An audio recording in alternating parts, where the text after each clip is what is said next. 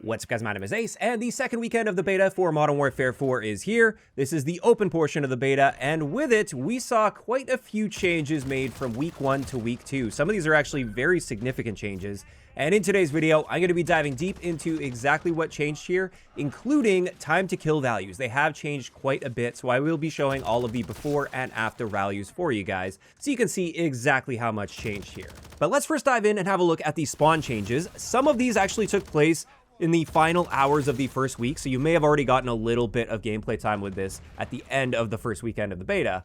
But let's just go over the bullet points here for what they've adjusted. At the end of that beta weekend 1, they updated spawn logic to better separate players, and they deprioritized spawning near teammates, so trying to get away from that squad spawn system a little bit, which is nice to see, at least on paper. I do need to get some real solid gameplay time in to really share my opinions on this, but again, on paper, this sounds good.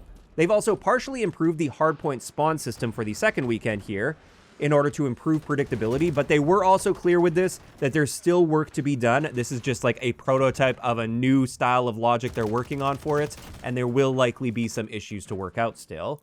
In addition to that, they added the Battle Harden perk to temporary spawn protection. So when you first spawn in, now you gain the benefits of Battle Harden, so flashes and stuns won't hit you as hard. And I do think that makes sense. It's really frustrating to spawn in, and literally the moment you hit respawn, suddenly you're full stunned or full flashed and can't really react to that. And then they also mentioned they have temporarily disabled hardpoint on rooftops specifically because of a spawn bug. So fingers crossed that these spawn adjustments will be a really good step in the right direction. I don't anticipate they will be flawless. There's of course still going to be tuning needed, but I'm hoping at least the general logic is going to lead to some better map flow overall. Time will have to tell on that one. Next, let's talk about movement. And I was actually quite surprised to see this, especially from Infinity Ward, but they've removed tactical sprint as our default movement, just like we have in Black Ops 7. And that was a very pleasant surprise to see. It's something I really wanted to see them do, but I really didn't think they were going to do it. Now, in addition to that, what they've done here is they've moved the tactical sprint mechanic to the Blood Rush perk. So now that's going to be part of Blood Rush. And to give it a little bit of a buff to make it worthwhile to maybe select that perk, they've reduced your tactical sprint out time to now match your base sprint out time. And then they've also reduced your tactical sprint speed by 4%. And with this being attached to a perk, that may be appropriate. I am slightly concerned that your tactical sprint out time is literally equal to your regular sprint out time, even though you do have to use a perk. I can understand maybe lowering that value a bit, but all the way down to the point where there's no difference now in your sprint out between regular sprint and tactical sprint, maybe that could cause some issues. But with that 4% reduction to the attack sprint speed, maybe that compensates and just balances things out nicely there. Now, in addition to that, for our base sprint speed, they've increased the knife-based sprint speeds, as well as all pistol-based sprint speeds. But interestingly, they didn't boost our standard sprint speeds on guns, which is what we did see with Black Ops 7. When they dropped tactical sprint from that game, they also increased all of our base sprint speed values a little bit, just to compensate for that loss, whereas they didn't do that here. So I am curious to see if now this is going to feel maybe a little bit on the slow side by not having that little bit of a middle ground, or maybe it's going to feel great. I'm looking forward to getting my hands on it and seeing how things all play out for the second weekend. On top of that, there were some slide adjustments. The first thing is they increased the slide to jump delay. I think that's good news. I'm sure you guys have seen a lot of clips or run into this plenty yourself. It was pretty crazy in the first weekend how you could be sliding in one direction and then immediately jump, and instantly your momentum shifts in the opposite direction while jumping because that takes over from your momentum. And not only does that look extremely jarring, it's also just impossible to track. Even with strong aim assist, that's not trackable. And it is a specific movement technique that I feel was being abused far too heavily. And that's coming from somebody that likes movement. I like movement techniques. I like being aggressive. But certain edge cases like that, I think, need to be kept in check. So I'm glad to see this, at least on paper in the patch notes. On top of that, though, they've reduced our slide distance by 10% and our slide speed by 9%. And again, I think at least on paper, this may be an appropriate change, but I definitely want to get my hands on it, get some time into the game throughout the day today before forming a real opinion on that. But I think these could be nice improvements to help reduce some of that effectiveness of the slide overall, because I do feel like it was taking over far too much in the first weekend, despite the fact that I was taking advantage of it all the time because I felt like you needed to if you wanted to play optimally. Now, in addition to that, our stamina has been reduced by 8%. They fixed an issue where players could mantle much higher than intended, and they fixed an issue that caused stutters when you were climbing ladders and pipes. So movement-wise, Again, on paper, I think I'm really liking what I'm seeing here, but it is the type of thing where I need to get my hands on the game for a while to form some real opinions on this. Next, let's talk about aim assist. And they said for weekend 2, they have made some adjustments to aim assist to reduce its impact, but in full transparency, this is not the exact tuning that they want, and they will be working on this and dialing it in ahead of launch. So it's not finalized yet, but we should see some reduction to aim assist strength. Honestly, I would have been totally fine if they just copied and pasted the aim assist values from Black Ops 7, but we'll have to see how things feel. As for kill streaks, they were finding that there was a bit too much kill streak spam in the first weekend apparently, so they've increased all kill streak costs by 1 kill, and they've also tuned some of the individual streaks. So for the UAV, they've reduced the UAV health by 60% and the height by 12%, so that should make it a little easier to destroy those UAVs.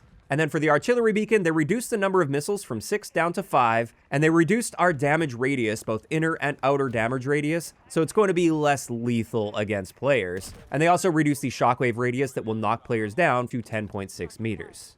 Now, after that for changes, when it comes to game modes, for Team Deathmatch, they increased the score limit from 75 up to 100. For Kill Confirmed, they increased the score limit from 65 up to 75. And for Gunfight, they removed audio falloff over distance for team chat in 10v10 gunfights. And now let's get into the weapon changes. And they changed pretty much everything across the board to slow our time to kill values down. And since we're in the beta, I'm obviously not going to go into nearly as much detail as I normally would with my weapon balance videos, as these values are probably still going to get tuned and tweaked throughout the days. And the amount of time and effort that goes into those videos is insane. So instead, I'm going to give you a general overview of what changed and some specific changes here. The first thing to point out is on sniper rifles, they have increased the amount of flinch you receive by 28% when using a sniper rifle in your hands. So that will increase the counterplay against those one-shot kill weapons a little bit better.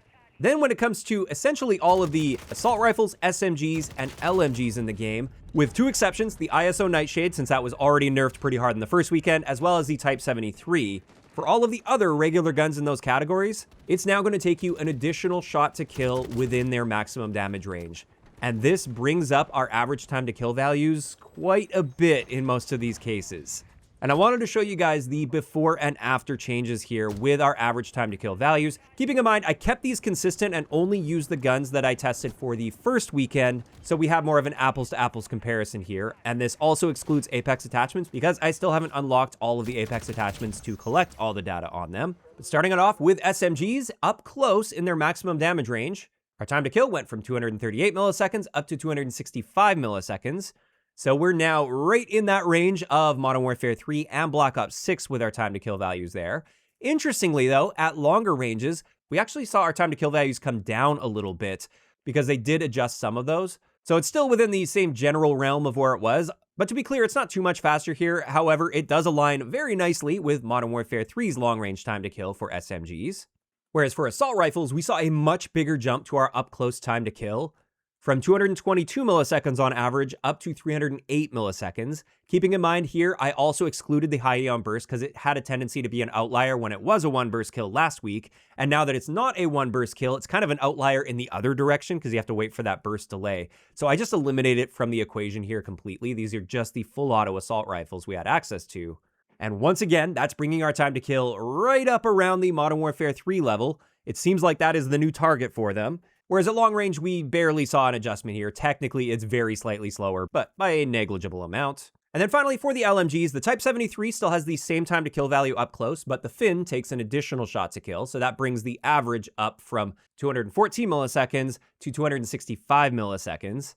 So again, we're approaching the levels of Modern Warfare 3 here for LMGs up close, and at a distance, nothing changed here. They didn't add any additional shots to kill at longer ranges for any of the LMGs. So it's still exactly the same here at 302 milliseconds. So those are the general time to kill changes. As I said, it looks like they're really trying to aim for that Modern Warfare 3 level. In addition to that though, I should point out they have also equalized a lot of the body multipliers. So for many of the guns, there's now less of a discrepancy between shooting somebody in the leg versus the upper torso. So we should see a little more consistency around that as well. And when it comes to my thoughts on this general adjustment to the time to kill for regular guns, I've actually been in the camp of kind of looking forward to a change of pace with time to kill with this game, even though I do generally lean toward having that bit of a slower time to kill. I think when it comes to Infinity Ward games, I've sort of come to expect a faster time to kill than what you'd see with a typical Treyarch or Sledgehammer game. And I kind of like the variety that that offers so that we have a little bit of variance in our experience from one Call of Duty game to the next. And there are pros and cons to each style of time to kill. So while my general opinion on this is I'm going to adjust just fine, I excel no problem with the slower time to kill style of Call of Duty, I am a little bit disappointed that they made this adjustment before first making the adjustment to aim assist, as I feel that's a huge part of the experienced time to kill equation as well.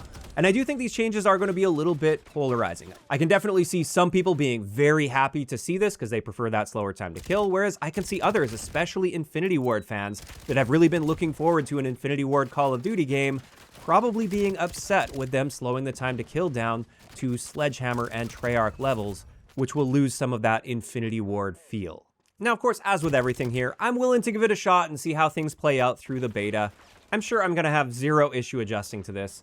I'm just not sure this was the right move for them to make. Either way, on top of those general changes, additionally, they did nerf the Resi 12 shotgun, both the standard shotgun as well as the slug ammo a little bit.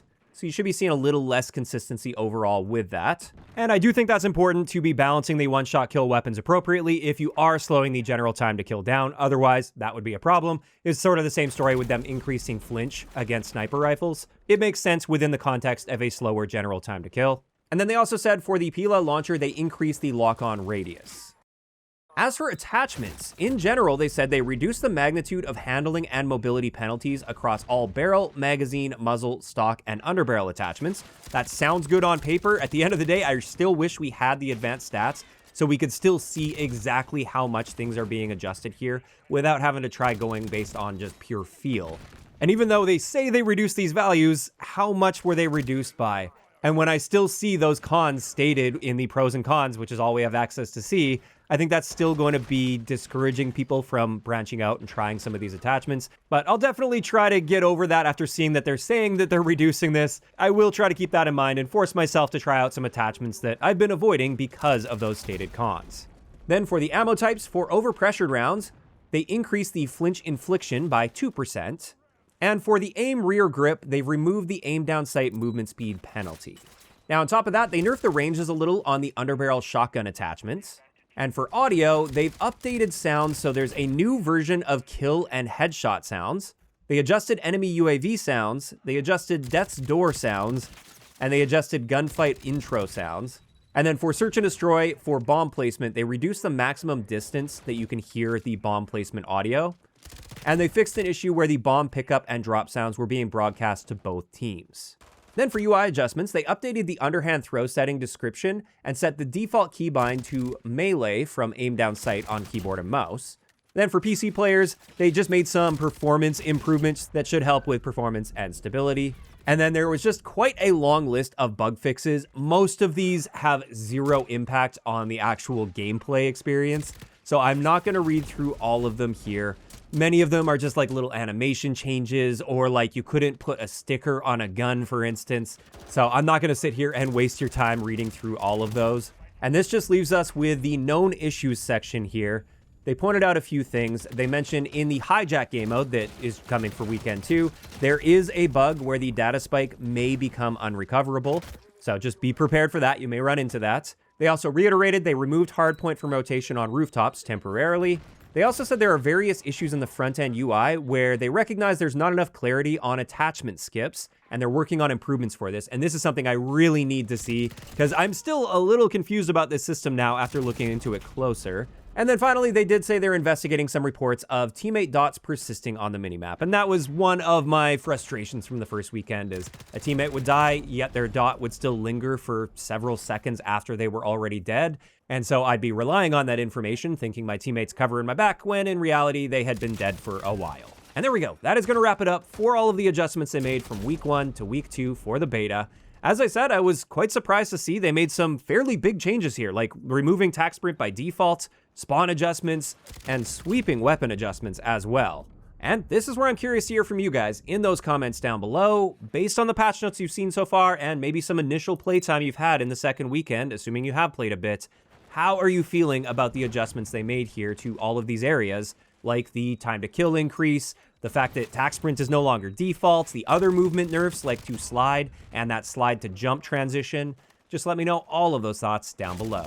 If you enjoyed the video, a like rating is always appreciated, and don't forget to subscribe for more if you haven't already.